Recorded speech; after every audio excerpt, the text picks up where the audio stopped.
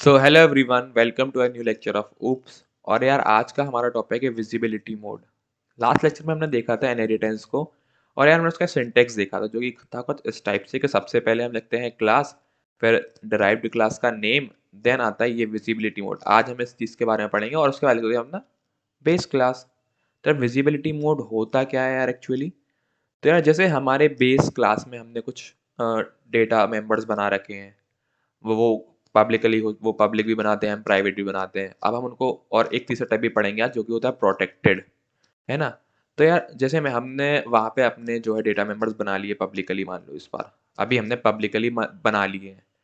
तो यार जब ये विजिबिलिटी मोड होता है ना, ये क्या चीज़ करता है, जो हमने डेटा मेंबर्स अपनी बेस क्लास में बना रखे हैं ना, उनको डालने का काम करता है डिराइव्ड क्लास में। मतलब ये डालता नहीं है लेकिन ये मोड होता है। अगर मैंने यहाँ पे बेस क्लास के जो मेंबर्स हैं वो पब्लिक बना रखे हैं और जो मेरा विजिबिलिटी बोर्ड है वो भी मैं यहाँ पे पब्लिक कर दूंगा ना, तो वो सारी चीज़ें डिराइव्ड क्लास में आ जाएंगी। अगर मैं उसको यहाँ पे प्राइवेट बना देता हूँ, अगर मैंने जो हमारे बेस क्लास के मेंबर्स हैं, डेटा मेंबर्स हैं, उनको मैंने प्राइवेट बना दिया और उसके बाद भी अगर मैंने इनको पब्लिकली इनहेरिट करना चाहा, तो वो इनहेरिट नहीं होंगे। क्यों?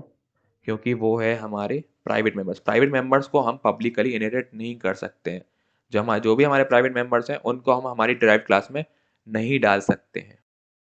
तो यार ये कुछ विजिबिलिटी मोड होता है। यार हमने शुरुआती लेक्चर में पढ़ा था कि यार सी प्लस प्लस हमसे सिक्योरिटी का वादा करती है, हमारे डेटा की सिक्योरिटी का वादा करती है। तो कुछ इस टाइप से भी वो सिक्योरिटी का वादा करती है कि हम जैसे यार मैंने कोई क्लास बनाई सैलरी एम्प्लॉय नाम की, और उसके अंदर मैंने सैलरी डाली।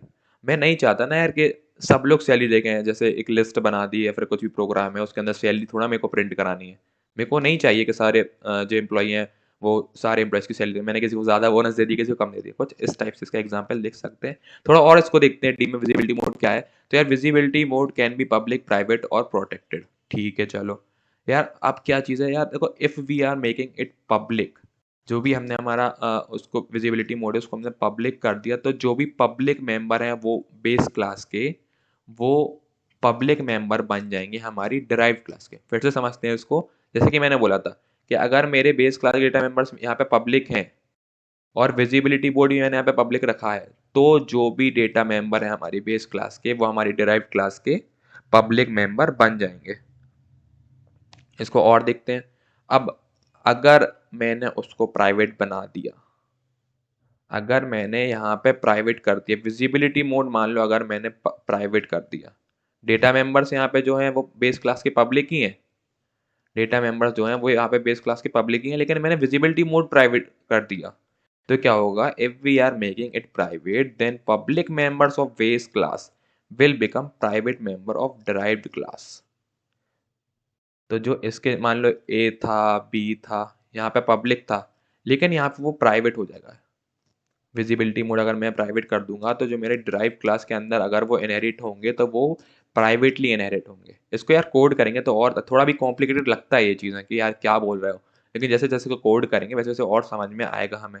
तो यार थर्ड पॉइंट क्या बोलता है यार, वो ये बोलता है कि it is private by default. ये प्राइवेट ही रहता है डिफॉल्टली, अगर इसमें कुछ हम नहीं डालेंगे तो वो प्राइवेट ही रहेगा। और private member of a base class can never be inherited. जो भी प्राइवेट मेंबर्स हैं हमारे बेस क्लास के, उनको हम कुछ भी कर लो, उनको हम इनहेरिट कर ही नहीं सकते हैं।